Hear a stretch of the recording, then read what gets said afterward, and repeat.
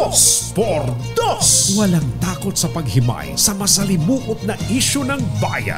Dos por Dos. Humahataw na mga balita at impormasyon. Dos por Dos. Ating damhin, ating lasapin ang hagupit na Dos por Dos. Pag maitim ang balak, magtago ka na. Dos por Dos. Si Jerry at si Anthony narito na. Dos por Dos. Hahataw ng todo, urado ka. Dos por Dos. Ang katotohanan dala nila. Dos por Dos. Walang sinasamba pali, maniwala ka. Dos por Dos. Hataw ng husto, tol, umasa ka. Dos por Dos. Dos por Dos.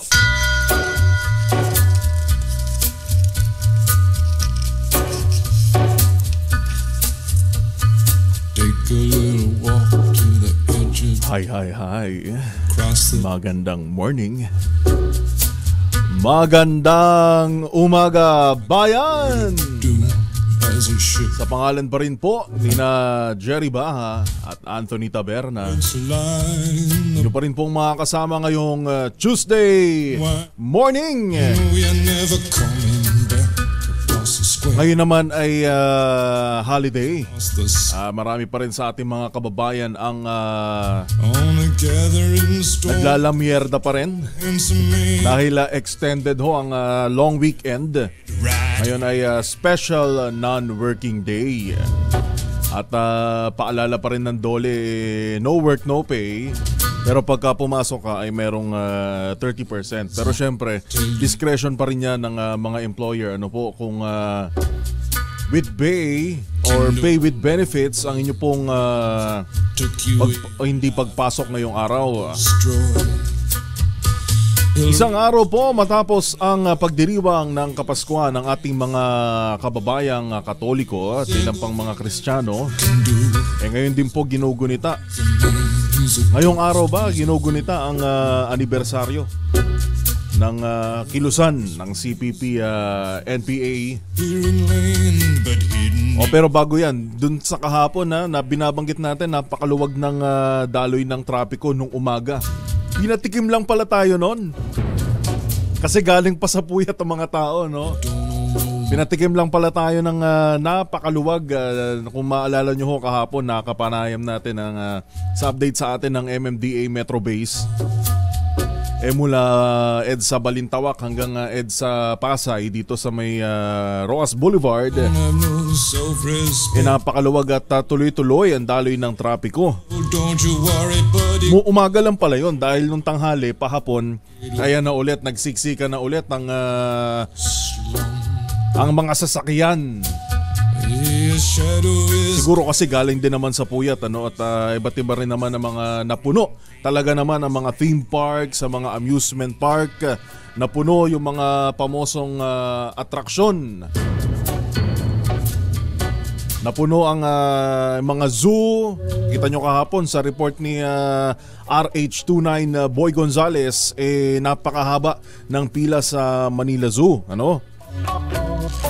At iba't iba pang mga destinasyon gayon din sa Tagaytay. Marami ang nagbulalo.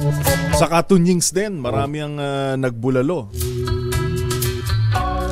Pero habang tayo ho ay nagdiriwang ng masayang holiday kasama ang ating mga mahal sa buhay at pamilya, meron hong ilang mga nangyaring engkwentro.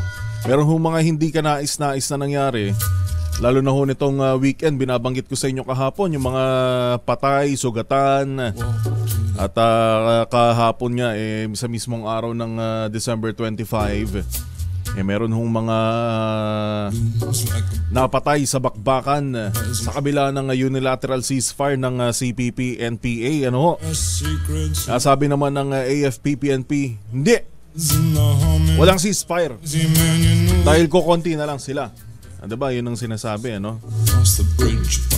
Na napapatunayan naman yan ng mga datos. on a gathering. Yun nga lang ho, meron pang natitira dahil sinasabi naman kanina sa panayam naman ng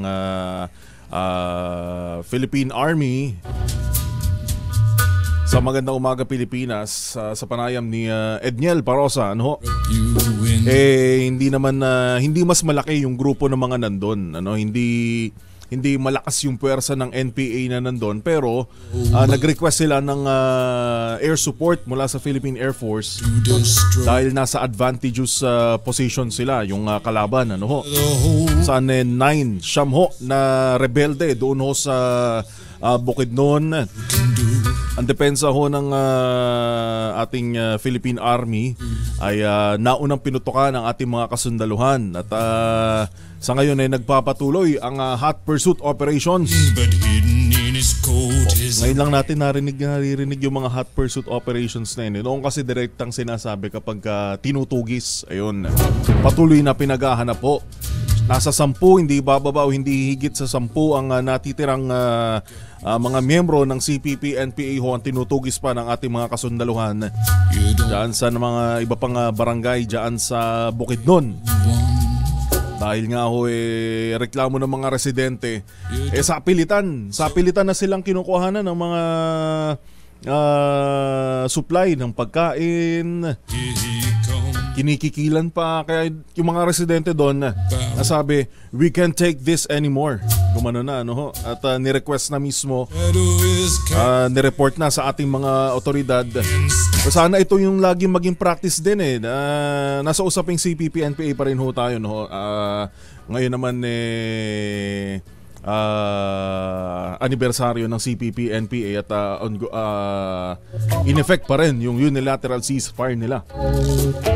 Yun ho ang sana maging practice din ho natin kumbaga tayong mga nasa malayo ang nasa bundok ng mga residente i-report ho natin din sa mga otoridad kung meron tayong for security naman to ng ating community. Report natin kung may mga ganyang presensya, ano ho. Magtulong-tulong din naman tayo para maideklarang payapa ang ating lugar.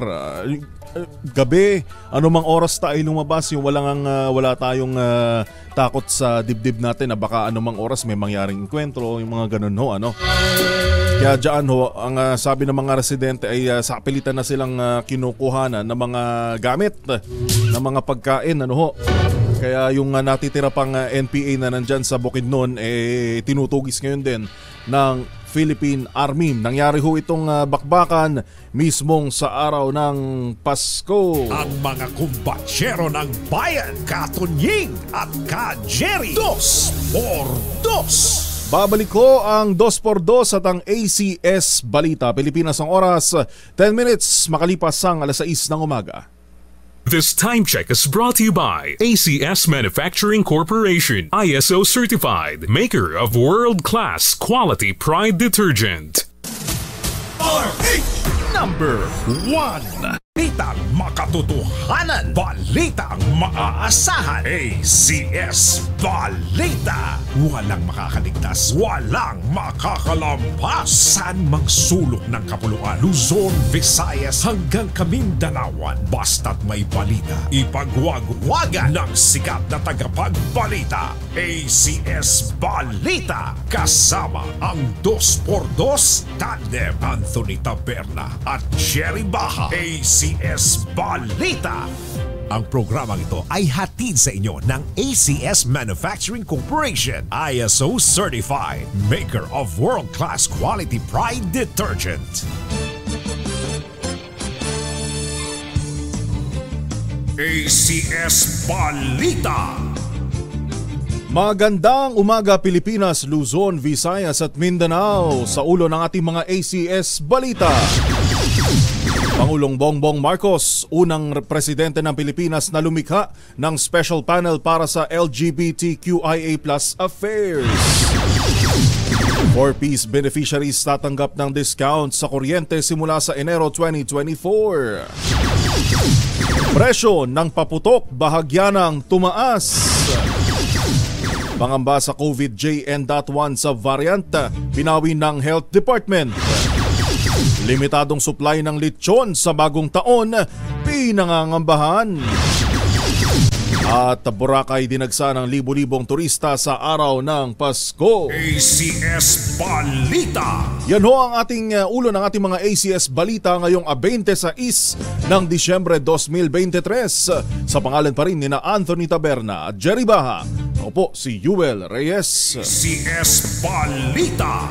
Una sa ating mga balita. ACS Good News. Pinuri ng isang grupo ng third sex si President Ferdinand Marcos Jr. dahil sa pag-aproba nito ng batas para sa LGBTQIA+ community. Ayon kay LGBT Pilipinas Secretary General Dean D. Tan, si PBBM lang ang unang presidente sa Pilipinas na nagkaroon ng inisyatibo para sa paglikha ng Special Committee on LGBTQIA+ Affairs sa pamamagitan ng Executive Order 51. Patunay niya ito na nais ng Pangulo na protektahan ang mga nasa third sex laban sa diskriminasyon na madalas nararanasan ng mga miyembro ng naturang grupo.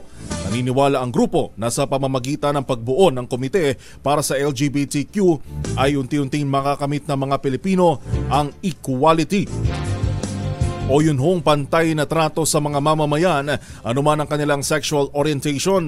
Nakasaad sa EO 51 na pipili si PBBM ng hihirangin na chairperson na magkakaroon ng ranggo na katumbas ng undersecretary habang 3 naman ang kanyang makakasama bilang mga assistant secretary. ACS Balita. 17 minuto makalipas ang alas 6 ng umaga simula sa Enero 2024. Makakakuha na ng diskwento sa electricity bill kada buwan ang mga benepisyaryo ng Pantawid Pamilyang Pilipino Program o 4Ps.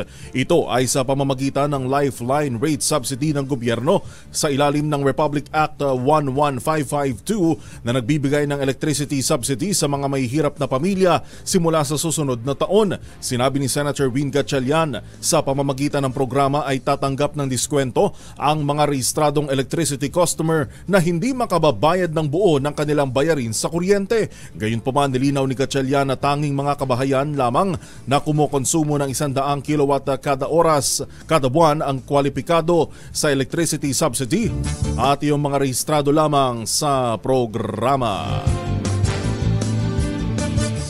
Ramdam na ang bahagyang pagtaas ng presyo ng paputok ilang araw bago ang bagong taon. Gayunpaman, sinabi ni Lea Alapide, presidente ng Philippine Pyrotechnics Manufacturers and Dealers Association, maliit lamang ang naging pagtaas ng presyo ng firecrackers ngayon kumpara sa mga nakalipas na taon dahil sa stable na supply. ACS Balita. Labas muna tayo ng ating himpilan. Ito na yung ating binabanggit din kahapon, yung taon-taon na lang din na problema sa ating mga pasyalan. Yun hong pagka dinadagsa ng mga tao, nagdadagsaan din ang mga basura. May report si RH29 Boy Gonzales live mula sa Luneta. Boy, magandang umaga. ACS Balita. Good morning, Yuel. Dito tayo sa may Quirino Grasta sa Rizal Park sa lungsod ng Maynila at ang mga nagwawalis dito ay tuloy-tuloy kanilang pagwawalis. Yung mga isang agency to na kasi nangangasiwa sa paglilinis dito sa Luneta Park. Marami-rami din yung basura na dito sa mga magdamag na nagtungo dito sa Quirino Grasta. Dito yung mismong harap, Yuel. Ang Luneta kasi, yung may mismong pinaka-gate ay itong pinaka-gitna. Mula dito sa may Rose Boulevard, agad dyan sa may pagitan ng Orosa. Yan yung may fountain, may mga Dawson Fountain, may mga andyan din yung bantayog ni Dr. Jose Rizal. Pero dito sa parte ng Quirino Grandstand, may mga basura at napunan ng mga nagwawalis dito na naglilinis na marami pa rin. At maraming tao na dito nagpalipas ng magdamag.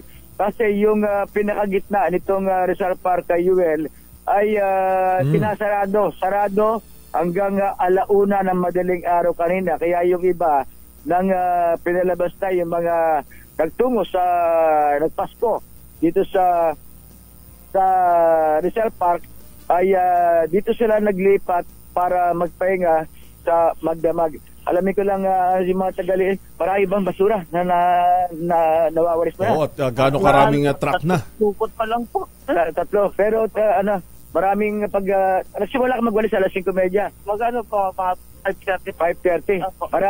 Marami ka rin nalinis. Marami na rin po. Oo, anong ibig sabihin na marami pa rin nagtatapos sa sulok-sulok? Opo. Ang dami pa rin maiba po dito po kumakain po. Ang dami pong basura. Dito sila kumain para nag-picnic. Opo. Ano pa pangalan mo? James po. Si James, ibig sabihin, ano panawagan mo sa mga namamasyal dito sa Rizal Park, sa Luneta? Sana po, lagi magdala lagi po ng supot eh. Sana po, ibang dumi po, tapos sa kanyang basura. Para mapanatiling malinis. Opo. Okay, salamat James. Yan si James. Ilan kayo nagwawalis dito? Ay po, isa. Isa lang. Magkabilang Gilid po. gilid. Kasi merong rito, yung mga galing din ng Ocean Park, no? Opo. Sa may Ocean Park, Yuvel, papalabas dito. Yung Ocean Park kasi nasa bandang likuran, itong Quirino Grandstand. Kaya marami na masyal din sa Ocean Park. Tapos dito yung iba, dito nagpalipas na magdamag sa Luneta. At yung karamihan ng mga basurang nakakalat dito ay yung mga plastic, mga styrofoam, yung mga pinagkainan ng ilang mga kabayan nating namasyal dito sa Luneta Park kahapon ng December 25 na Pasko.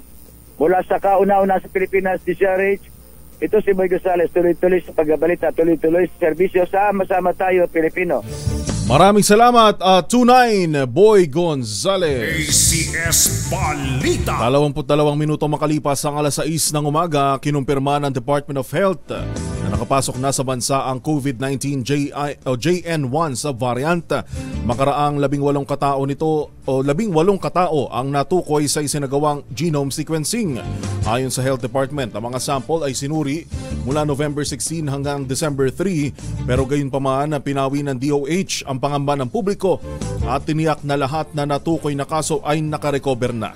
Paliwanag pa ng DOH, hindi naman bagong variant o strain ang JN.1 na may label na variant of interest. ACS Balita. Pinangangambahan ang limitadong supply ng lechong baboy sa Metro Manila ngayong bagong taon. Sa panayam ng DZRH, sinabi ni William Chua, Pangulo ng La Loma Lechoneros sa Quezon City, tumaas ang bentahan ng lechon noong Pasko at sa matinding demand ay nabawasan ang supply nila para sa bagong taon.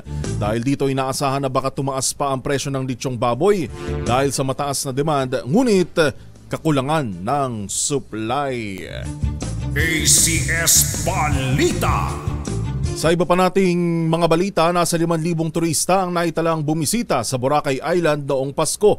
Ayon kay Mayor Floribar Bautista, ang bilang ng arrivals o mga dumating sa Boracay ay mababa sa kapasidad ng isla na 6,405.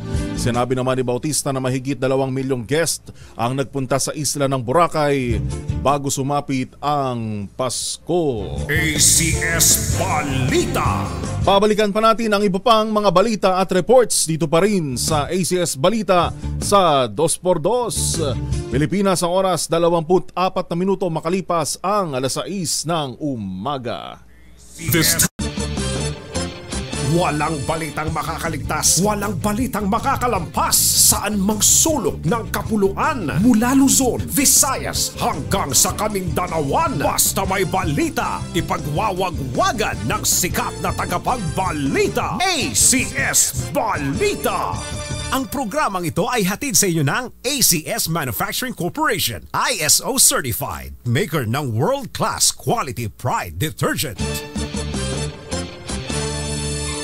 Inyo pa rin po ang nakakasama sa ACS Balita at 2x2 sa pangalan ng ating kumbatseros, Ka Jerry at Ka Tunying, Yuvel Reyes po, hanggang magkarinigan tayo hanggang alas 8 ng umaga. ACS Balita. Ngayon ay nababalitaan nyo na ho natin yung pinangangambahang limitadong supply ng lechon at tumataas na presyo ng hamon, ng paputok, mga ganitong season ho talaga, lalo na mga humahabol pa dahil 6 na araw lang naman yung pagitan ng Noche Buena at ng Medianoche. Talagang pinaghahandaan ho ito ng ating mga kababayan. At speaking of holiday season, napakasarap naman kasi talaga ng lechon, lalo na kung bagong salang at malutong-lutong ang balat.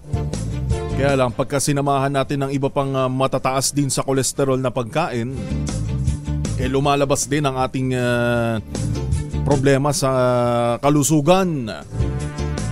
At ngayon ay ating may makakasama po tayo na isang registered nutritionist and dietitian o magbibigay sa atin ng mga tips,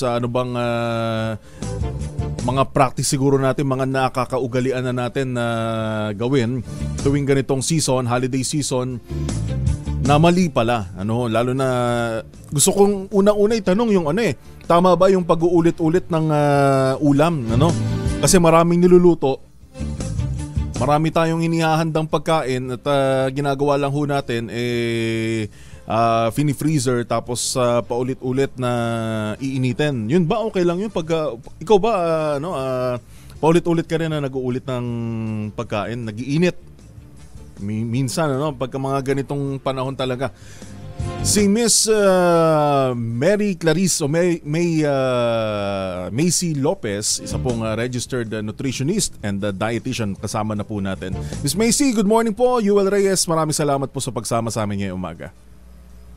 Magandang umaga po. Magandang umaga po, Miss Macy. Happy holidays po. Kamusta po kayo? Ayun, happy holidays po, maligayang Pasko. Okay naman po tayo. Maraming salamat po ulit. Unang-una po, yun siguro yung una kong tanong dahil ngayon ay 26 na.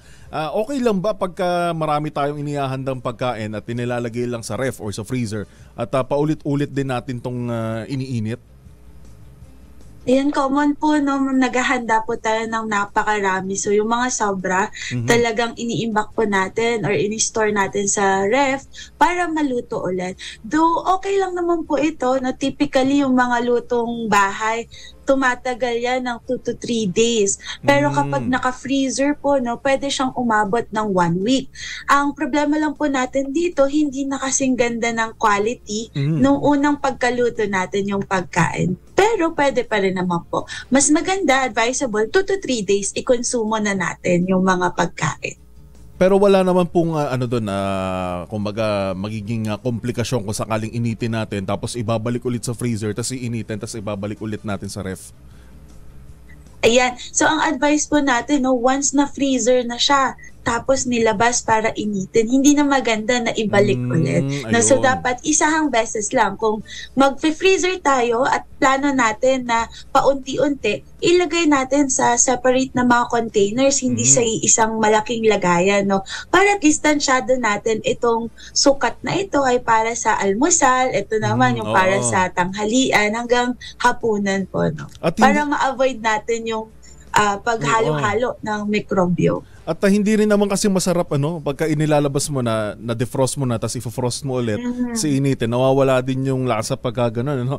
Miss Macy, siguro bang meron ba tayong dapat, po ang inyong tips siguro sa amin na ganitong pagitan, 6 days lang mula December 25, maghahanda ulit sa December 31, yung mga pagkain, lalo na sa ating mga listeners, mga tagapakinig ngayon na merong mga kinakaharap na karamdaman, diabetes at iba pang mga komplikasyon. Ano ba yung mga pagkain na dapat nating iwasan o di kaya naman na isang beses lang natin ihahanda para hindi naman tayo ma-high blood?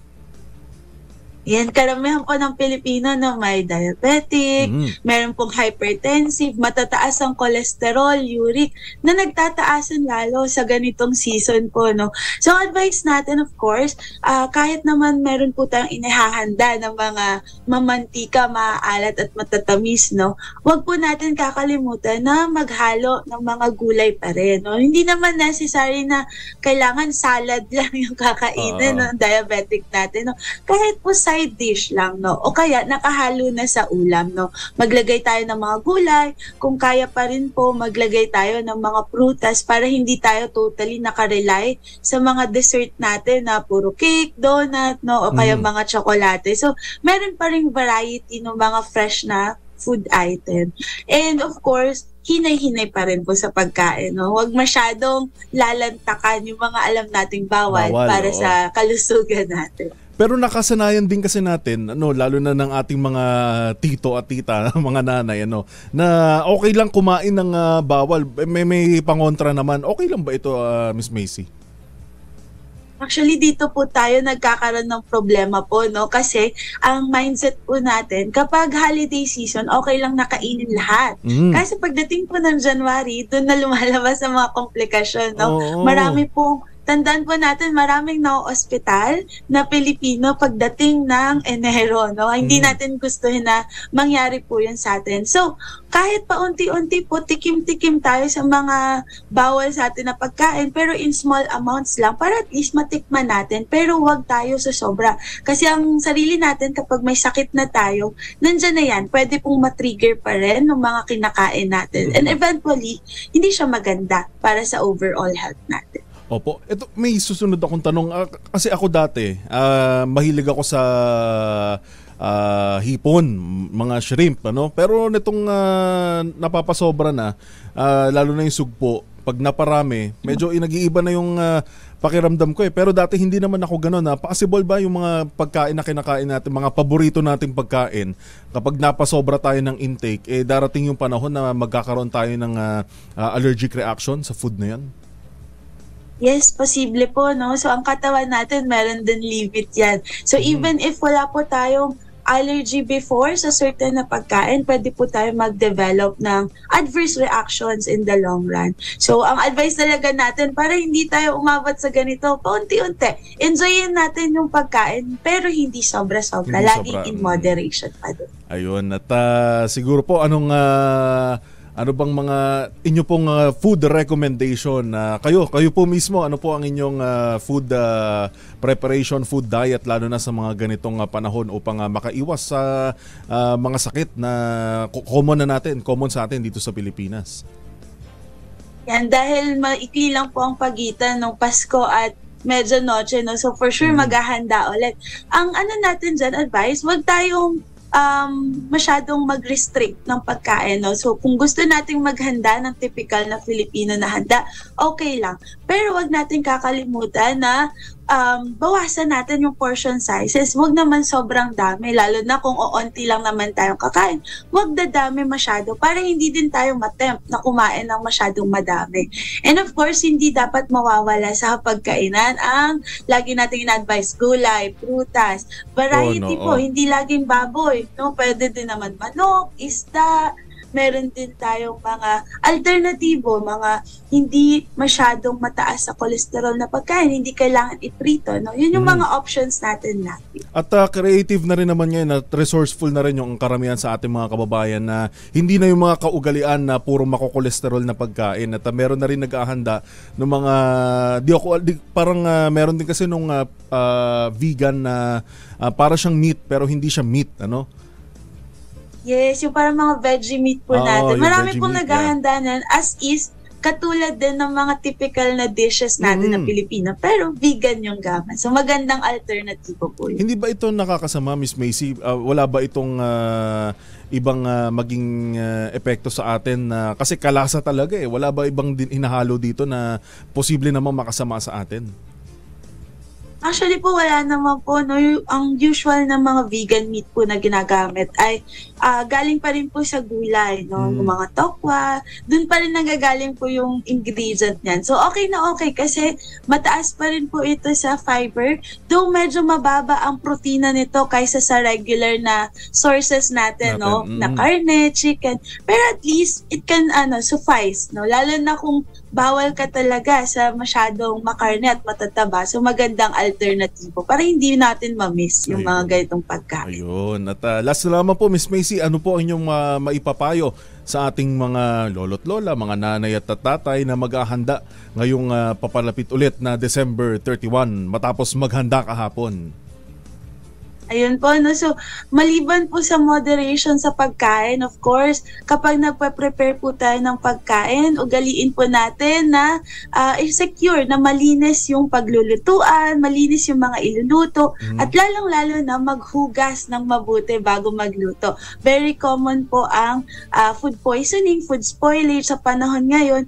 So, make sure natin na lahat malinis para at least masaya tayo magsa-celebrate po ng bagong taon. Walang sakit, walang komplikasyon, and moderation pa rin talaga sa pagkain. Ayun. Miss Macy, maraming salamat po sa pagsama sa atin, lalo na sa ating mga tagapakinig na marami.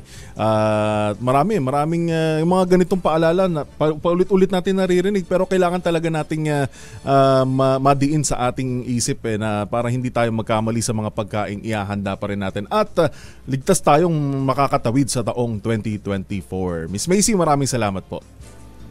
Maraming salamat po. Si Miss Macy Lopez, isang registered nutritionist and dietitian.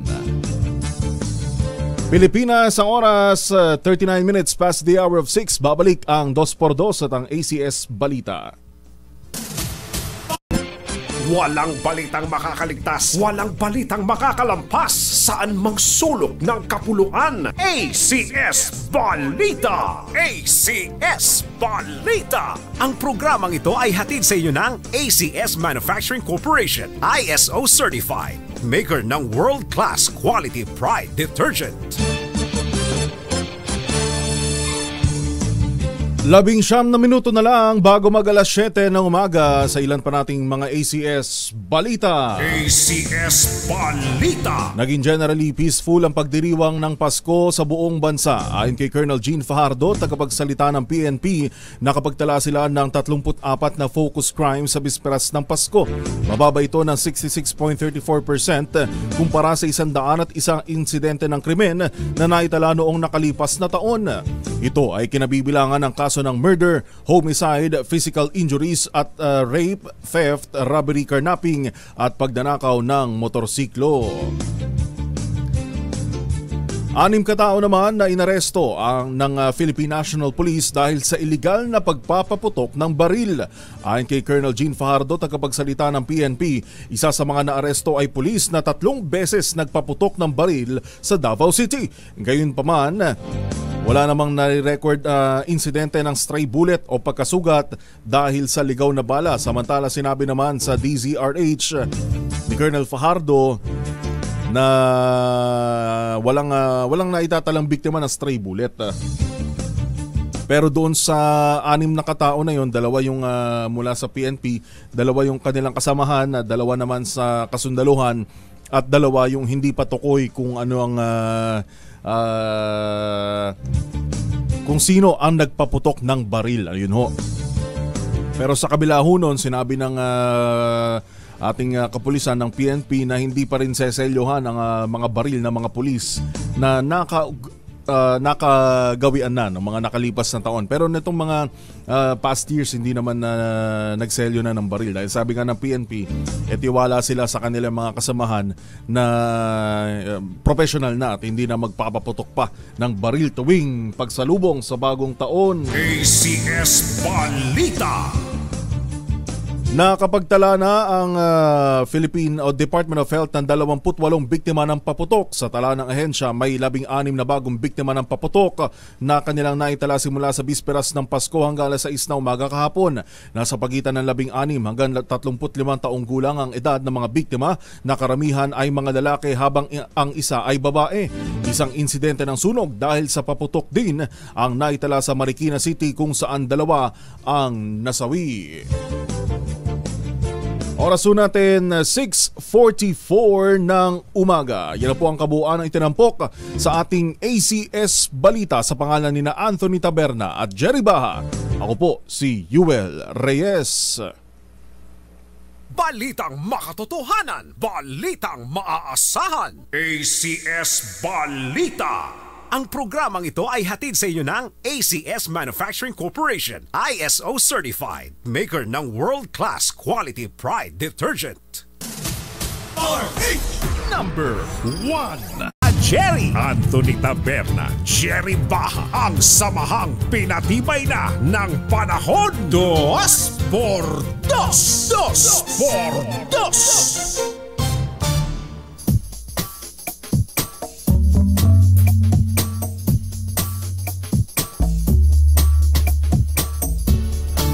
Hey, hey, hey! Good morning, good morning, good morning! December 26, inyo pa rin po nakakasama. Yuel Reyes po sa pangalan ni Katunying at ka Jerry dito pa rin sa 2x2. Magandang morning muna sa mga kasama natin na nanonood sa ating Facebook Live. Live na live po tayo nationwide sa DZRH 666 kHz at gayon din po sa 18 relay stations natin sa Luzon, Visayas at Mindanao. Good morning mula sa Negros Occidental, Vernilio, Cianosa. Ramon Abadillo naman nakatutok sa Santa Rosa, Laguna. At Ferdinand Moises mula sa Nueva Ecija. And of course, good morning kay Tita Merlina Maliglig na nakatutok dyan sa Naik sa Cavite. Morning! At speaking of Cavite, nandyan ngayon ang ating kasamahan na nagpapalamig sa Tagaytay. Kamusta kaya? Traffic kaya ngayon? Kasi pag mga ganitong peak season talagang nagpapatupad dyan ng iba't ibang mga one-way traffic scheme para ma-manage yung daloy ng trapiko. Ngayong umagang ito ng December 26, kaya anong sitwasyon dyan sa Tagaytay? RH28, Raymond Dadpaas. Raymond, good morning. Good morning, Yuel. Maambon, mahangin at maulap umaga. Bagamat medyo mabilis magbago yung sitwasyon dahil kanina mga 6:35 ako ay kumukuha ng video dito sa area ng may malapit sa Rotonda area. Tanaw na tanaw ko pa yung itong Taal volcano. Pero ngayong oras wala na. Hindi na muli masilayan dahil nga sa kapal na naman ng ulap na bumabalot ngayon dito sa area ng Tagaytay. Kaya ito kumpara kahapon, Yuel, maghapon, napakaganda, napakaaliwalas ang panahon. Parang pinagbigyan lang yung Christmas Day mismo. Pero ngayon ay maambon, magdamag, umambon actually. May kasama pa kasing malakas na hangin kaya nagdagdag doon sa ginaw na naranasan ngayon dito sa lungsod ng Tagaytay. So far, yung sitwasyon ng traffic kahapon nang kami umikot pero hindi naman kami pumunta kasi sa pinaka-central, dito lang kami sa dalawang mall na magkatabi dito malapit sa Rotonda area. Mukhang manageable naman yung traffic. Hindi ko lang alam doon sa mga area na dikit-dikit ang mga restaurant, papunta doon sa sentro at papunta doon sa Mahogany Market na usually, ang tama ka binanggit mo kanina, ginagawang one-way traffic yan para mas madaling i-manage yung mga napakarami nating mga kababayan na nag-aakyatan dito kapag mga panahon ng mahaba-habang bakasyon, ganitong Christmas season. Ito'y magpapatuloy at ang sabi nga ng mga nakausap natin kahapon ng mga traffic enforcers ay magpapatuloy yung mga kanilang pagbabantay, hindi lang kahapon at ngayon kundi tuloy-tuloy na ito hanggang sa bagong taon. So itong week na ito bago pumasok ang bagong taon ay magiging abala yung mga traffic enforcers at ganoon din mga traffic management police dito sa lungsod ng Tagaytay. So ngayon, daras na daras dito yung patuloy na pag-ambon, may kasamang hangin at maulap na papawirin. Mula sa lungsod ng Tagaytay para sa kauna-unahan sa Pilipinas, DZRH, ito si Raymond Dadpaas, tuloy-tuloy sa pagbabalita, tuloy-tuloy sa serbisyo, sama-sama tayo, Pilipino. Maraming salamat, 28 Raymond Dadpaas. Ang mga kumbatsero ng bayan, Katunying at Ka-Jerry, 2x2. 8 minuto bago mag-alas 7 ng umaga.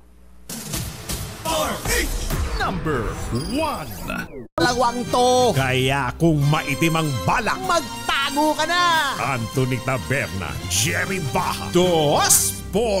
2x2. Let's Marvin Gaye and get it on. You got the healing that I want. Chill Tuesday morning pa rin po tayo. It's holiday. Bagamat marami tayo mga issue at balitang tinatalakay. chill lang tayo dapat sa kalsada at huwag padadala sa init ng damdamin. Kahapon lang meron ako ditong habang nagmamaneho ako, no, dahil tayo naman ay kapwa nyo rin motorista, tayo ay nagmamaneho rin, ano, at minsan ding nag-commute, nakipagsapalaran, ano, sa dami rin ng mga tao. May bigla-biglang mga nangkakat ng mga sasakyan, hindi lang motor, hindi lang mga single, mapa motor, mapa sasakyan o e-bike. Talagang nakikipagkarerahan kapag medyo maluwag yung kalsada. Ingat-ingat to, wag ho tayong padadala sa init ng damdamin, wag ho tayong padadala sa ating bugso. Biglang iinit ang ulo. Wag, chill lang tayo para maitawid natin, ano, maitawid natin itong 2024 ng maayos at mapayapa at walang sama ng loob sa ating mga puso, ano. Yan naman ang natutunan din natin sa ating boss, si Boss Reggie Espiritu. Nasa ka man ngayon, boss, ano?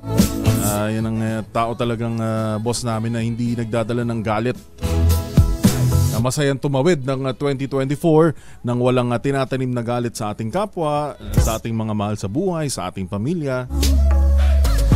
Good morning sa mga nakatutok sa atin sa Tarlac, Revelito Magallones, Edmund Taberara mula sa Leyte, at kay Digna Restauro Halog mula naman dyan sa Makati City sa Guadalupe, at sa mga nakatutok naman sa atin sa ating YouTube Live, sa ating DZRH News Television. Kung wala kayong radyo ay mapapanood tayo sa DZRH News Television YouTube, at gayon din kung wala pa rin kayong radyo ay pwede nyo kaming mapakinggan sa DZRH 666 una yan, 666 kHz, ayun. Pero pwede nyo rin kaming mapakinggan sa dzrh.com.ph via audio streaming. Sa mga OFWs natin, anumang oras kaming nakakarating ho sa inyo, ay bumabati ho kami ng Happy Holidays, at nawa ay nasa maayos po kayong kalagayan sa ngayon, ano po.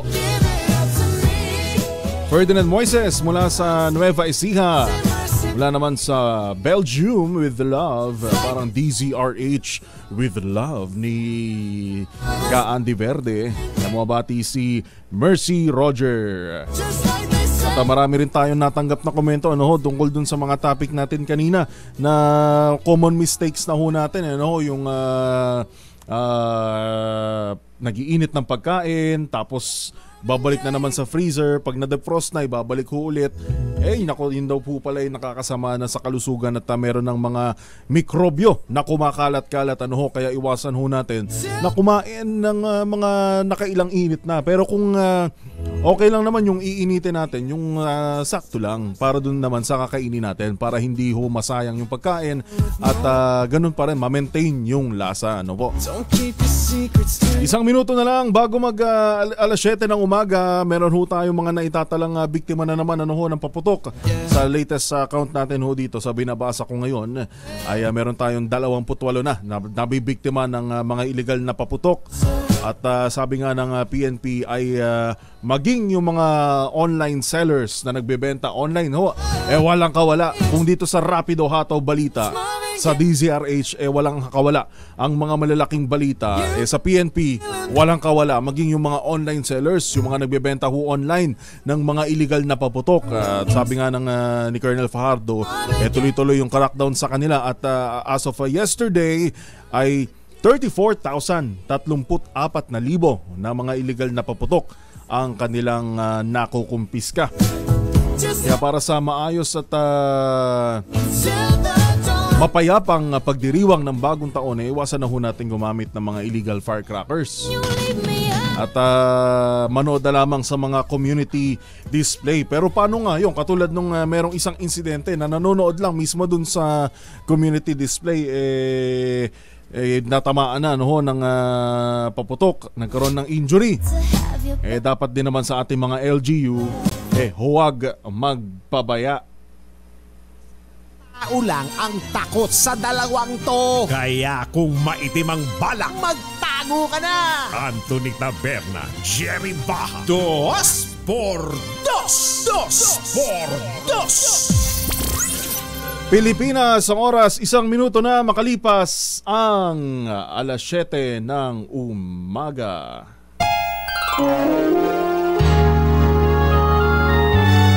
Kauna-unahan sa Pilipinas.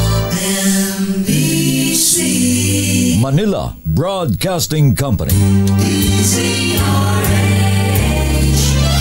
DZRH. Member, kapisanan ng mga broadcaster. Pilipinas, muli ang oras 1 minuto makalipas ang 7:00 ng umaga. Balitang bagong-bago. Balitang dapat alam mo. Balitang magdadagdag ng talino. Dahil bagong impormasyon, makibalita. Unang-una sa DZRH. Pangunahing balita. Kasama ang 2x2 tandem nina Anthony Taberna at Jerry Baha. Pangunahing balita.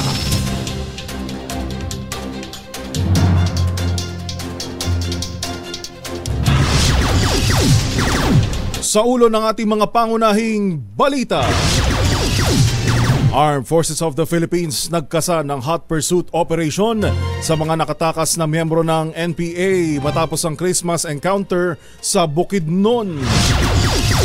2 pulis at 2 sundalo nasangkot sa indiscriminate firing, bilang ng naputukan umakyat na sa 28.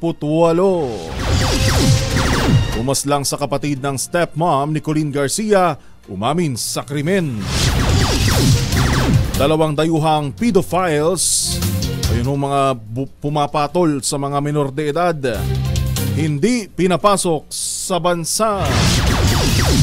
Presyo ng langis tumaas ng higit piso kada litro. At Pilipinas inakusahan ng China na extremely dangerous sa West Philippine Sea. Pangunahing balita. Yan ho ang ulo ng ating mga balita ngayong 26 ng Disyembre 2023 sa pangalan ng buong puwersa ng DZRH News sa Luzon, Visayas at Mindanao. Sa pangalan ni na Anthony Taberna at Jerry Baha, ako po inyong mga kasama sa hanggang 8:00 ng umaga dito sa 2x2 at pangunahing balita. Ako po si Yuel Reyes, dito pa rin sa Pangunahing balita.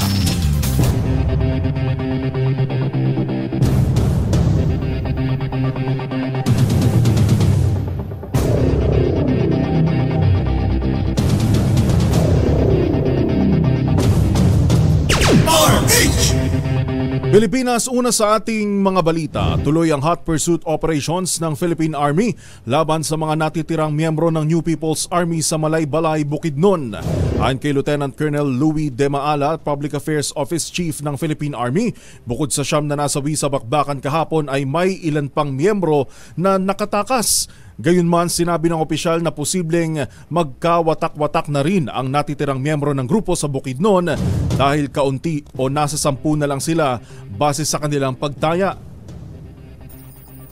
Itong mga hinahabol natin ngayon, estimate lang natin ito, hindi na to lalaki sa 10 yung natitira. Less than 10. Maliit na grupo na lang ito, kaya medyo kailangan talaga ng masusing pagpaplano dahil baka possible na nagwawatak-watak na ito. At ganoon na rin yung panawagan natin doon sa natitira na yon, no, na ito na yung pagkakataon nila para bumaba, sumuko, para sa bagong taon naman magkaroon naman sila ng panibagong buhay kasama yung kanilang pamilya. Ang tinig ni Lieutenant Colonel Louie De Maala, ang tagapagsalita po ng Philippine Army. 4 ang uniform personnel na kabilang sa listahan ng Philippine National Police sa mga sangkot sa ilegal na pagpapaputok ng baril ilang araw bago ang pagsalubong sa bagong taon. Ayon kay PNP spokesperson Colonel Jean Fajardo, 2 ang pulis sa mga naitalang ilegal na nagpaputok ng baril mula noong magsimula ang kanilang pagbibilang noong December 22, habang 2 rin mula sa AFP. Gayunman, nilinaw ni Fajardo na bagaman kasama sila sa listahan ng indiscriminate firing, ay hindi mga trigger happy ang naturang mga pulis at sundalo, kundi may ibang dahilan sila ng kanilang pagpapaputok ng baril. Dito po sa hanay po ng uniform service po ay hindi po siya ito yung nababalitaan natin before na indiscriminate firing na nagpapaputok. ito pong dalawang PNP po natin ay isa po dito ay meron pong family problem, nagpaputok po doon sa tapat ng kanyang bahay na sa lupa at ang isa naman po sir ay accidental firing. At itong dalawa pong kaso po ng Armed Forces of the Philippines ay ng mga nakaalitan po at nakapagpaputok po. Yan ho ang tinig ni Colonel Jean Fajardo, ang tagapagsalita ng Philippine National Police. Samantala, dalawa naman sa natitirang kaso ng indiscriminate firing ay unidentified o hindi pa rin natutukoy at kasalukuyang hinahanap at iniimbestigahan ng PNP. Umakyat na sa 28 ang bilang ng mga napaputukan, 6 na araw bago ang bagong taon. Batay sa datos ng Department of Health, nadagdagan pa ng 16 ang bagong kaso ng naputukan sa Day 4 ng kanilang paglalabas ng FWRI o Fireworks Related Incident Report. Mula alas 6 ng umaga ng December 24 hanggang umaga ng December 25, nakapagtala ang DOH ng 6 na naputukan. Kabilang ang isang nagtamo ng pinsala sa mata na nanonood lamang ng fireworks sa isang designated area. Ang mga bagong kaso ay may edad mula 6 hanggang 35, kabilang na ang isang babae. Sa iba pa nating mga balita, inamin naman ng naarestong sospek sa pamamaslang sa kapatid ng stepmother ng aktres na si Colleen Garcia Crawford ang nagawang krimen. Ayon sa sospek na si Art Tondo, lasing siya kaya nagawa niyang patayin ang biktimang si Canis Minica Seming. Ito yung biktima, lalo na noong sigawan siya nito at paalisin anya habang hinahanap niya ang live-in partner na si Mary Ann Garnica. Kwento pa ni Tondo, nakiusap siya sa biktima na i-text si Garnica, ngunit nagalit umano ito at pilit siyang pinaalis. Dahil dito, nagdilim ang isip ng sospek at kumuha ng kutsilyo at tinadtad ng saksak si Canis sa iba't ibang bahagi ng kanyang katawan. Naaresto si Tondo sa isinagawang follow-up operation ng Mandaluyong Police sa Antipolo City.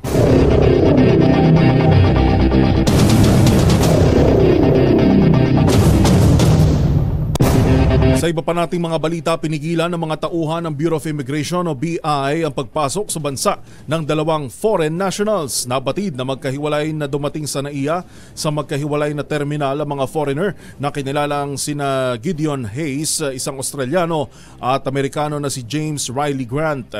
Ayon kay Immigration Commissioner Norman Tansinko, kabilang ang dalawa sa blacklist ng ahensya dahil sa issue ng moral turpitude. Si Grant ay may record na sex offender sa Jacksonville, Florida dahil sa kaso o conviction sa sex crimes.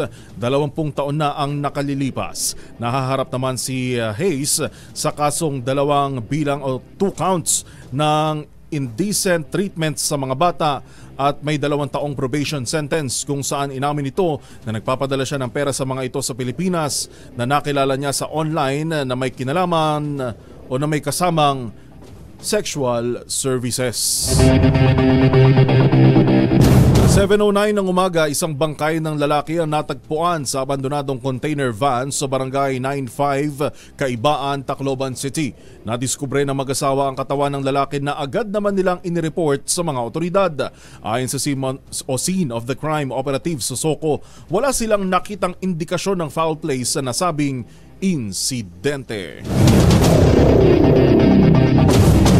Umarangkada na ang taas presyo sa produktong petrolyo ilang araw bago matapos ang 2023. Batay sa abiso ng mga oil company, tataas ng 1 peso and 60 centavos ang kada litro ng gasolina, 1 peso and 70 centavos naman sa diesel, habang 1 peso and 54 centavos sa kerosene.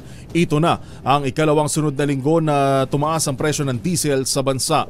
Ayon kay Assistant Director Rodela Romero ng Department of Energy Oil Industry Management Bureau, ang malaking pagtaas sa presyo ng krudo ay bunga ng pag-iwas ng mga oil company at tanker owner sa pagdaan sa Red Sea dahil sa pag-atake ng mga rebelde sa lugar.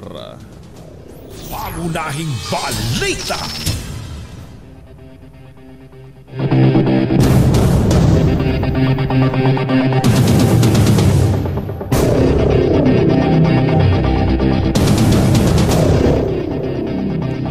Oras natin 7:11 ng umaga. Meron tayong meron akong hinahanap dito na music na nawawala. Ayun. Ako, hindi pa rin talaga. Bueno, papasukin muna natin ang report ni RH23 Edwin Duque. Ito po may kinalaman pa rin doon ho sa pagtaas ng presyo ng krudo na matapos ang pinatikim lang tayo ng rollback. Actually, dahil dalawang magkasunod na linggo rin itong rollback. Pero ngayon ay alamin natin ang sitwasyon sa mga gasolinahan sa Caloocan. RH23 Edwin Duque. Edwin, good morning.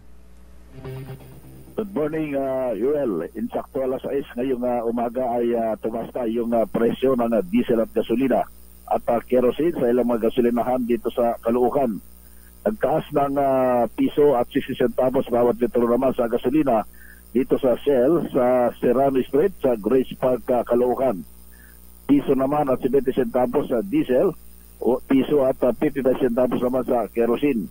Ang fuel cell diesel ay 59.60 bawat litro. Ang fuel cell gasolina naman ay 63.85. Sa B-Power diesel ay 68.50. Habang sa kerosene, 70 pesos o 70 pesos na yung presyo at 75 centavos bawat litro. Sa petro naman, yung diesel, 57.85. Ang turbo diesel, 6.85. At yung extra advance naman ay 62.75. Yung XCS, 64.25. Yung kerosene ay 74 pesos at piso ang centavos bawat litro. Kung mapapansin natin, medyo mataas kunti ng hanggang 2 piso yung presyo ng Shell kaysa Petron. Pero mas mataas naman ang halos 4 na piso bawat litro sa kanilang kerosene dito sa Petron. May mga late na nagtaas ng presyo kanina, yung malilit na gasoline station, pero ayon sa kanila magdidepende pa rin sila sa tawag ng kanilang pinakabos kung sasabay sila sa Big 3 gasoline station dito sa bahagi ng Caloocan. Samantala may mga ilan tayo nakausap kanina, hindi naman ganong random base doon sa mga nakamotorsiklo na nagpapakarga dahil palitro-litro lang yung kanilang kinakarga, pero ang nakarandam talaga ng pagtaas ng gasolina at krudo ngayon, yung maramihan, yung isang kampanya na nagpapakarga dito sa mga gasoline station sa Caloocan. Yan ating update sa kaugnay pa rin sa pagtaas ng gasolina at krudo, maging kerosene dito pa rin sa bahagi ng Caloocan, hindi lang sa Caloocan, dito sa bahagi ng Cabanaba. Ako pa rin sa RH23 Edwin Duque, tuloy-tuloy sa pagbabalita, tuloy-tuloy sa serbisyo, sama-sama tayo Pilipino. Maraming salamat 23 Edwin Duque. Yung bahagi ng EDSA flyover dyan ho sa Roas Boulevard ay report ho natin na isasara simula ngayong araw para sa road repair. May alamin natin ng update dyan sa pagbabalik ng Pangunahing Balita Pilipinas. Ang oras 14 na minuto makalipas ang alas 7 ng umaga. Pangunahing Balita.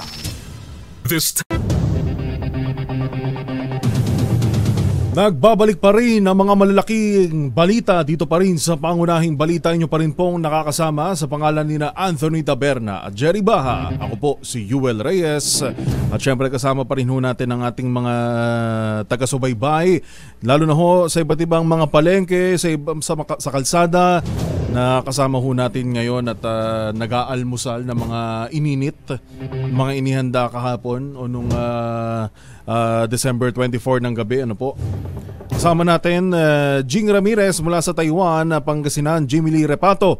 Good morning. At kay Lovina Ruiz at Nardet Pahed Somera. Good morning po. Good morning po sa inyo. Atin ang alamin ang sitwasyon dyan sa northbound lane ng Roas Boulevard sa EDSA flyover dahil isinarang araw yung flyover para bigyan daan yung repair. Isinara na nga ba? RH52 Edniel Parosa. Edniel, good morning. Yuel, bukas pa sa mga motorista itong northbound lane ng Ross Boulevard edge of flyover. Ayong umagang ito ng Martes, ito'y sa kabilangan ng abiso ng Department of Public Works and Highways na simula ngayong Disyembre 26, ang road closure na tatagal hanggang Sabado, December 30. Nadadaanan pa ng mga motorista galing Cavite o Baclaran sa Parañaque itong tulay patungo sa May Pasay at Maynila at wala pang senyalis ng pagkukumpuni mula sa Department of Health. Wala pa rin mga assets o mga equipment na dumarating dito. Wala sinasabing gagawa na unang sinabi ng ahensya na kaumang itong paglalagay ng dalawang natitirang expansion joint. Matapos ang unang pagsara dito na nagdulot na ng traffic noong Nobyembre. Wala namang oras na binanggit ang DPWH pero posibleng magsimula itong pagkukumpuni rito sa tulay anumang oras ngayong araw o kundi man mamayang gabi. Sakali mang isara ng tuluyan, pinapayuhan pa rin ng mga motoristang gamitin muna ang service road ng Ross Boulevard sa northbound lane. Pero mukhang hindi rin naman magiging problema ang traffic ngayong araw dahil hindi pa gaano karami ang sasakyan. Ngayong isang araw matapos ang Pasko, deklarado rin na holiday. Bukas yan magkakaalaman dahil 27 ay hindi na holiday at sakali mang baka mamayang gabi o anytime within this day ay tuluyan na nga isara itong northbound lane. Samantala itong southbound ay wala namang abiso mula sa DPWH kung magkakaroon ng additional pang adjustment yung joint expansion, yung expansion joints o aling mga bahagi ng nasabing tulay. Para sa kauna-unahan sa Pilipinas, TZRH, ito si Edniel Parrosa. Tuloy-tuloy sa pagbabalita, tuloy-tuloy sa serbisyo. Sama-sama tayo, Pilipino. Maraming salamat, Edniel Parrosa. Anthony Taberna at Jerry Baha, DZRH, pangunahing balita.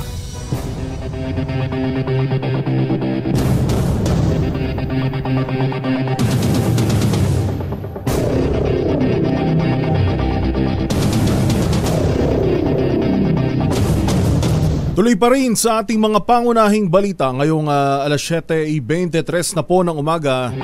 Binanata ng Chinese state media ang Pilipinas matapos akusahan ng walang tigil na paglabag umano at paghihimasok sa teritoryo ng China sa West Philippine Sea.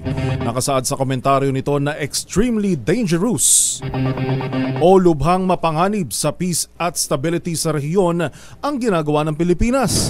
May kaugnayan ng issue sa tumitinding tensyon sa West Philippine Sea dahil sa ginagawang panghaharang ng mga barko ng China sa barko ng Pilipinas sa pinag-aagawang teritoryo.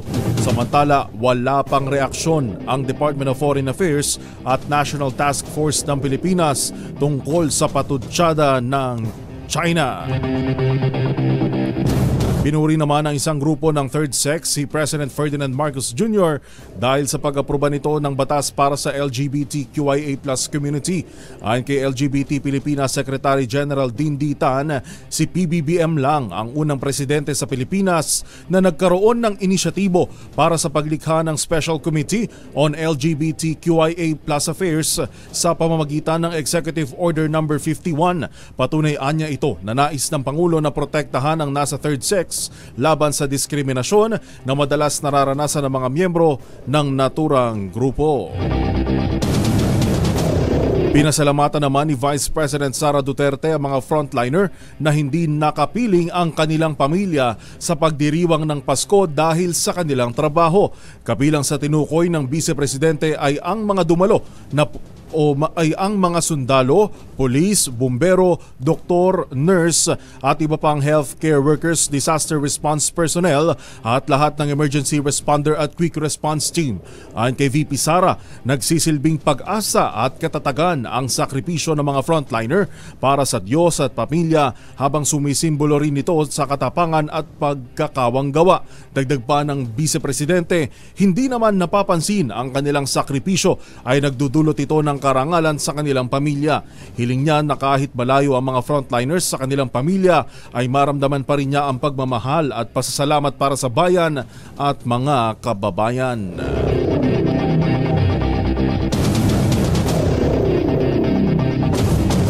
Sa iba pang balita ay tinuturing ng Philippine National Police na generally peaceful ang pagdiriwang ng Pasko ng mga Pilipino ngayong taon. Ayon kay Police Colonel Gene Fajardo, ito'y dahil wala silang naitalang anumang untoward incidents sa nakalipas na 24 oras. Sa mensahe ni PNP Chief General Benjamin Acorda Jr., tiniyak nito na buong pusong paglilingkod ng kapulisan para sa peace at order at kaligtasan ng publiko. Sinabi ni Acorda na nakikisa rin ng mahigit 200,000 pulis na puwersa ng PNP sa masaya at mapayapang pagdiriwang ng Pasko. Naka-alerto rin po ngayong araw ang PNP kasabay ng ika-55 anibersaryo ng CPP-NPA. Inatasan naman ni Pangulong Bongbong Marcos Jr. ang DILG na gumawa ng listahan ng mga serbisyo at programa na ang responsibilidad ay dapat nang ibigay sa mga LGU. Ayon sa Presidential Communications Office, may mga serbisyo at programa para sa taong bayan na dapat ay LGU na ang gumagawa, habang sakaling maubusan sila ng pondo ay sakalang aakto bilang suporta ang DILG. Nagbigay si PBBM ng deadline sa ahensya para magsumite ng listahan hanggang January 2024.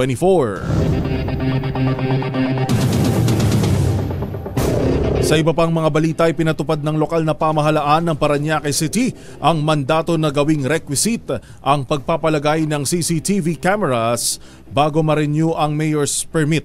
Batay sa inilabas na City Ordinance No. 14-03, kailangang magpalagay muna ng CCTV ang mga business establishments at private subdivision sa Parañaque City. Ayon kay Mayor Eric Olivares, ang mga business establishments na sakop ng ordinansa ay mga bangko, shopping malls, mga paupahan, gas stations, supermarkets, money changers at 24-hour convenience stores at iba pa. Sakop din ito mga establishmento na may daily transactions na 50,000 piso pataas o may 200 daily clients. Magsisimula ang renewal ng business permits sa syudad mula January 3 hanggang February 28, 2024.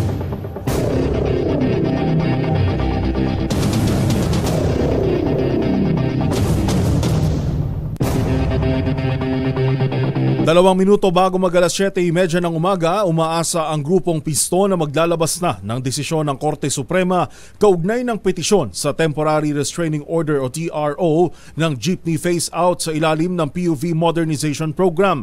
Ito'y bago ang December 31 deadline ng consolidation. Ayon kay Camo D. Floranda, National President ng Piston, ipinagdarasal nilang pumanig sa kanila ang hustisya upang maipagpatuloy ng mga tsuper ang pagseserbisyo sa mga mananakay sa 2024. Sinabi ni Floranda na sakaling hindi maging paborable ang desisyon ng SC ay magpupulong silang muli ng grupong Manipela upang talakayin ang susunod nilang hakbang laban sa modernization program na papatay anya sa kabuhayan ng higit 50,000 tsuper sa bansa.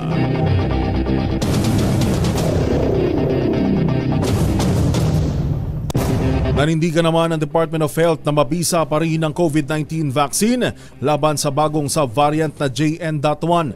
Paliwanag ng DOH, wala pa silang natatanggap na ebidensya na ang mga bakunang natanggap o maging ang bagong bakuna sa ibang bansa ay wala ng proteksyon. Ang pahayag ng ahensya ay kasunod ng naitalang 18 kaso ng JN.1 subvariant ng Omicron COVID-19 kung saan nakarecover na ang mga naitalang kaso nito sa Pilipinas. Mga nangunguna at mga bagong balita sa DZRH. Pangunahing balita. Susunod sa ating sa report ng ating showbiz legend, by sino daw itong glamorosa, sa English glamorous, at sophisticada, sa English ay sophisticated, na aktres na problemado sa kanyang live-in partner na isang kilalang businessman dahil pinagpapalit na raw siya sa iba. Ganon. Tabayanan natin ng detalye ng balitang yan sa ating showbiz legend na si Tita Morley Alinio sa pagbabalik ng Pangunahing balita. Alas 7:30 ng umaga. This time muna at mga bagong balita sa DZRH. Pangunahing balita. Pangunahing balita sa showbiz. Magandang dilag, puso ko yung nabihag. Wala nang hinanais, ligaya ka. Happy birthday muna. Nagdiriwang pala ng birthday ngayon sina Senator JV Ejercito. Sen, happy birthday! At sa mga kasamahan natin dito na sina Kuya Noel Espiritu, Evelyn Brahas, at happy birthday din kay Pasay City Chief Prosecutor Elmer Chris Rillo. Good morning, happy birthday! Meron ba tayo dyan? Parang yung laging kinakantsaw ng mga kumbatseros natin, no? At syempre sa mga nagdiriwang din ng kani-kanila pang mga kaarawan, good morning po sa inyo at happy birthday. Sana ay mapasaya ninyo at mabusog ninyo ang inyong mga mahal sa buhay. Jamie Lee Repato, good morning. At sa mga nakatutok sa atin sa ating Facebook Live, mabati ng happy holidays. Alcantara Eugenio, good morning. At sa mga nakatutok sa atin sa Puerto Princesa sa Palawan. Makakamiss din ng Puerto Princesa sa Palawan, ano? At syempre yung ating kaibigan ng RH dyan, ano? Ang yumaong si Congressman Edward Hagedorn. Bueno, sino naman itong tinutukoy natin kanina na glamorous at sophisticated actress na problemado sa kanyang live-in partner na isang kilalang businessman dahil tila may may iba ng ka-jinx kanyang ka-live-in partner. Sino ito? Tita Morley Alinio. Tita Morley, good morning. Yes, magandang morning, Luzon, Visayas at Mindanao. Good morning sa iyo, my dear Papa Yuel.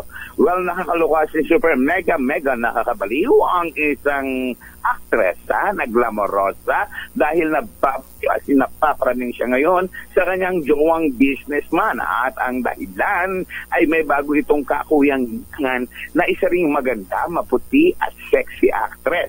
Well, ang nakakaloka nito ay balak yatang tuluyan ng kanyang live-in partner ang nasabing sexy actress. Kaya naman, itong si magandang glamorosang aktresa ay naiimbyer na doon sa isang aktresa na hindi naman niya close. Pero ngayon ay kaagaw niya sa kanyang jowa. Hindi natin bibigyan ng papapangalanan ng issue dahil medyo mainit ito. Basta isa lang ang masasabi ko. Yung aktresang glamorosa ay kung ilang beses nang magparitoke ng kanyang mukha. At yung actress naman na pinalit sa kanya na kinukuyangyang ngayon ng businessman ay isang maputi at meron ding dating jowa. Iyan ang ating DZRH. Tita, hindi ba Tita Morley?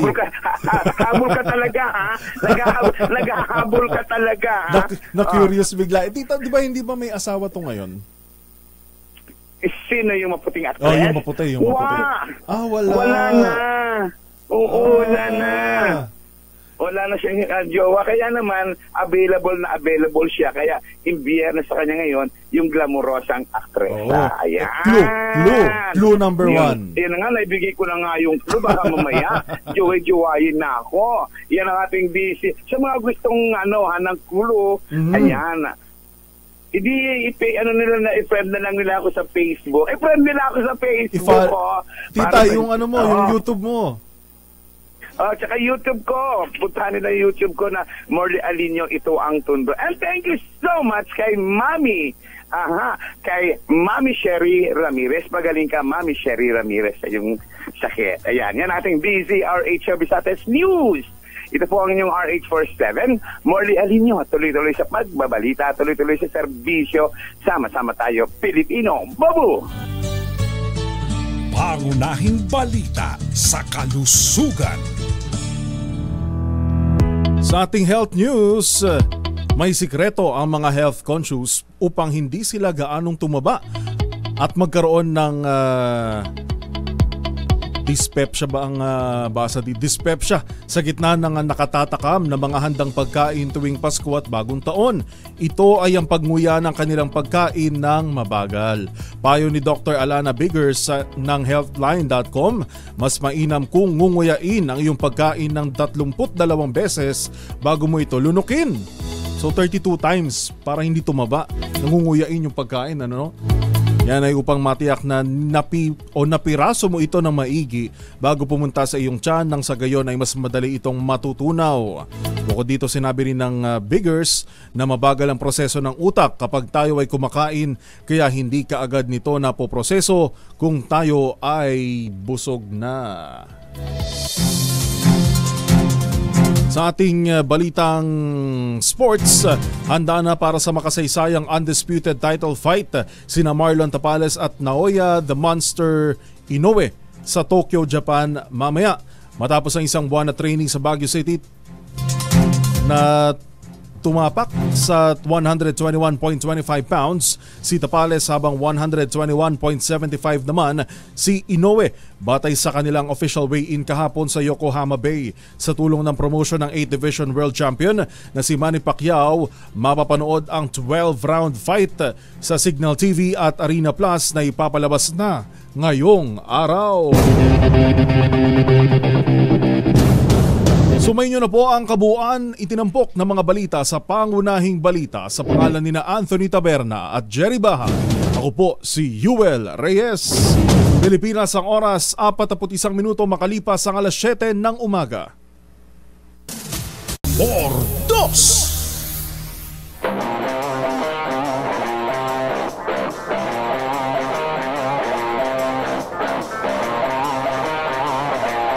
Labing 6 na minuto na lang bago mag-alas 8 ng umaga.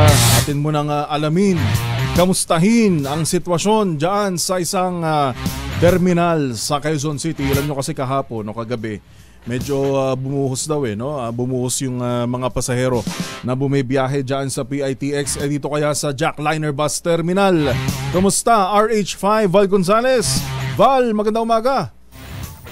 Good morning, Yuel. Makikita mo rito sa aking likuran itong literal na dagsa ng mga pasahero na magtutungo habol na bagong taon, pag-celebrate ng bagong taon sa kanilang mga probinsya. Ito yung mga biyaheng patungo ng Southern Luzon, particular na sa bayan o sa lalawigan ng Quezon, dyan sa bahagi ng Laguna, at nagdadagsaan niya dito sa Jackliner Bus Terminal. Dito sa kabak ng EDSA, dito sa bahagi ng Camias, Quezon City. Kausap ko kanina itong si Ginoong itong si Ginoong Gary Baho, ang dispatcher nitong Jackliner Bus Terminal.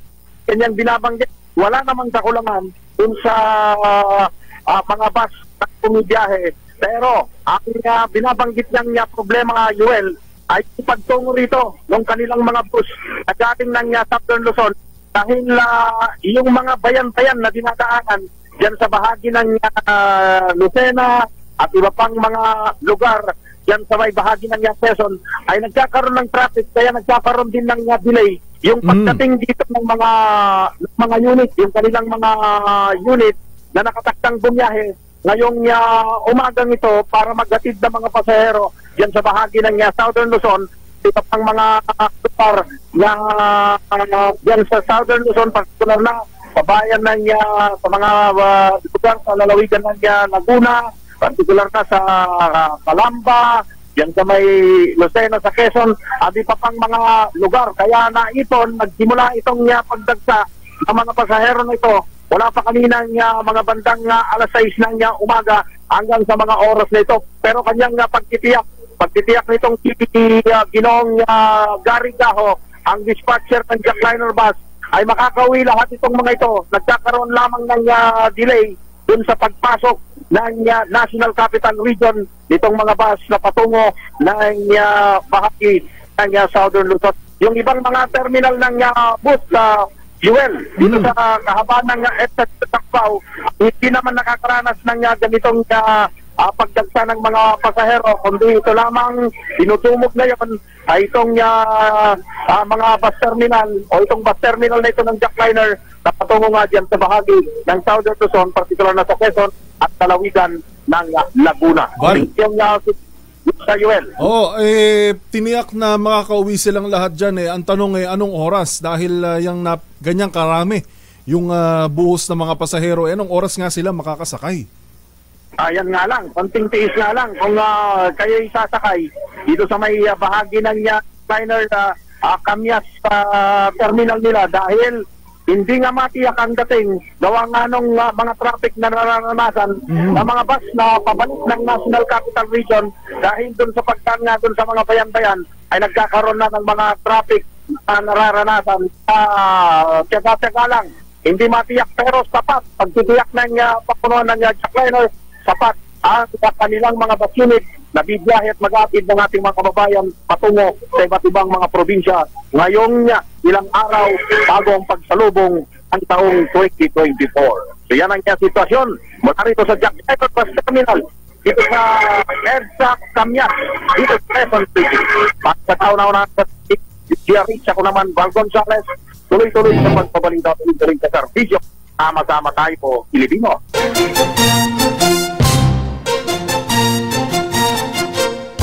Katonying at Ka-Jerry, Anthony Taberna, Jerry Baha, ang samahang pinatibay na ng panahon. 2x2. 12 minuto bago mag-alas 8 ng umaga. Number 1, Anthony Taberna sa 2x2 sa DZRH. Let's Marvin Gaye and get it on. You got the healing that I want, just like they say in the song. Till the dawn, let's Marvin Gaye and get it on. We got this king says to ourselves. Chill pa rin po tayo ngayong Monday o Tuesday morning. Marami tayong mga balita. Siksik tayo sa mga balita at impormasyon dito pa rin sa 2x2. Sa pangalan pa rin po ni Jerry Baha at Anthony Taberna. Opo, si Yuel Reyes. Good morning sa lahat ng mga nakatutok po sa atin sa ating Facebook at YouTube Live. Nandyan ang DZRH News, ang DZRH News Television YouTube channel. Of course, sa ating mga kasabang motorista, mga kasama na natin sa kalsada sa via DZRH 666 kHz at sa ating website na dzrh.com.ph. Maganda ho yung ipinapanukala ho kanina na gagawin ng requisite yung pagpapalagay ng CCTV o yung closed circuit television cameras dyan sa lungsod ng Parañaque.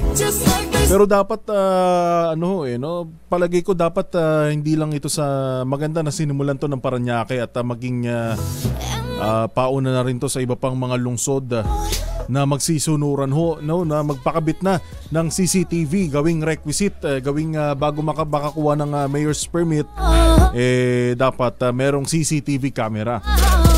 At hindi lang yung basta naglagay lang ng CCTV camera dahil baka mamaya dami camera lang yung inilagay. Maraming ganyan, marami ho nagagawa ng ganyan dahil medyo kinukulang ho sa budget, kinukulang sa pondo. Hindi rin ho kasi naman biro ang pagpapalagay ng CCTV camera. Sabihin na natin na 2 camera at isang box, dun ini-store yung mga nakukuhang video, nagkakahalaga ng 10,000 to 20,000. Medyo malaking ang halaga na yun, lalo na sa mga small-time business owners. Pero ang maganda ho rito, nakakatiyak naman kayo na ligtas kayo. Ano man na mangyari, meron kayong ebidensya. Matutukoy kung sino man yung gumawa ng krimen, kung lalo na sa mga nagnanakaw. At hindi rin naman yan kasi protection lang ng mga business owners. Unang-una gayon din syempre yung ating mga consumer, ating mga tumatangkilik ko sa ating mga negosyo. Lalo na syempre gayon din ang ating mga empleyado. Meron pa nga akong isang napanood din sa Facebook, kumakalat ho ito Nakuna naman ng CCTV. Nakunan dun sa business establishment. Coffee shop po ito na ninakawan. Ninakawan ho yung business establishment. At sa pamamagitan ng CCTV camera, natuklasan na yun din palang kahera nila. Yun hong may gawa nito pong pagnanakaw. Diba? Sa tulong ng CCTV camera, marami ho tayong natutuklasan, marami ho tayong nasosolve. Mga unsolved mysteries kung tawagin. Good morning kay Mara. Mabati ng maligayang Pasko. At kay Joriel Landingin mula sa Xinfeng, Taiwan. Kung gusto nyo hong malaman kung sino yung blind item ni Tita Morley kanina, palagay ko kilalang kilala naman ito eh. Kaya kahit konting buga lang ng clue, makukuha mo agad kung sino yung pinag-uusapan. Ay nako naman ng kahit sa kabila ng mga isyong kinakaharap po natin ngayon, napakarami pa rin ang problema ng bansa at sa pagtawid natin sa 2024 napakarami nating babaunin na problema po. Pero sa kabila ng lahat ng yan mga ganitong showbiz news ang pampalight sa ating araw. 5 minuto na lang po bago mag alas 8 ng umaga. Gaya nga nung binabanggit ko kanina, meron ng mga nabibiktima na naman ng mga paputok. Pero kahit taon-taon na natin tong sinasabi na bawal, talagang meron pa rin ho talaga tayong mga kababayan na gumagamit ng mga illegal na paputok. Pati ho bata, hindi lang ho yung mga matatanda ang mga nabibiktima. Gayun din naman, hindi lang mga bata ang mga nabibiktima, pati yung mga matatanda. Dahil pag nakikita ng mga matatanda, ng mga bata yan sa mga matatanda, ginagaya, iisipin tama, iisipin na ito yung tradisyon. Kaya taon-taon parang naipapasa na rin ho yung ganong mindset na dapat taon-taon meron tayong paputok dahil pang alis ng malas. Huwag ho tayong maniniwala sa mga ganon mga myth na ho yung mga yan mga sabi-sabi na lang ho yan na ipinasa ho sa atin. Mas lalo ho tayong mamalasin kapag yung kuitis pumasok sa loob ng ating bahay. Meron ako isa kong karanasan yung kuitis na nilagay lang ho sa bote. Ganun ho sa mga probinsya Yung kuitis kapag sinindihan hindi naman ho uso yung magsiset up pa ng pagsisindihan ng kuitis. Karamihan ho yung mga manginginom pagkatapos mag-inom di may bakante ngayon yung kanilang bote doon na lang tinutusok yung kuitis. Nasakto na yung bakanting lote dun sa nakita ko dun pagkasindi dun bumagsak yung kuitis. May mga manok pa naman. Nagsitalunan yung mga manok Di nag-away pa ngayon. Di lalong minalas wag ho tayong maniniwala sa mga ganyan na swear pampaalis ng malas. Ang susi sa pagiging maswerte ho sa buhay, samahan ho lagi natin ang panalangin. Huwag ho natin aalisin ang laging pagtatagubilin, laging nasa kanya ang ating pagtitiwala na tutulungan niya tayo naman ng ating paniniwala. Tutulungan tayo ng ating poong may kapal sa ating mga kinakaharap na problema sa buhay at hindi ho itong mga pailaw ho na ito dahil sinasabi ho natin ito dahil dumarami nga na naman itong mga nabibiktima ng illegal na paputok. 2 minuto na lamang po bago mag alas 8 ng umaga. Yan na po ang kabuuan ng DZRH 2x2. Sa pangalan pa rin po ni na Jerry Baha at Anthony Taberna, ako po ang inyong nakasama sa ACS Balita 2x2 at pangunahing balita. Bayang ating kumbatseros po ay on vacation muna at hayaan muna natin na makapagpahinga ang ating kumbatsero ng bayan, sina Katunying at Ka Jerry, at tayo muna ang mag-hold the fort dito sa 2x2. Bye! Happy weekend! Happy long weekend at next week ay long weekend ulit. Muli po sa pangalan ni na Anthony Taberna, Jerry Baha, ako po inyong nakasama, Joel Reyes, sa isa na namang edisyon ng 2x2. Susunod na Damdaming Bayan kasama si Sister L at Sister Nicole Lopez. Bye!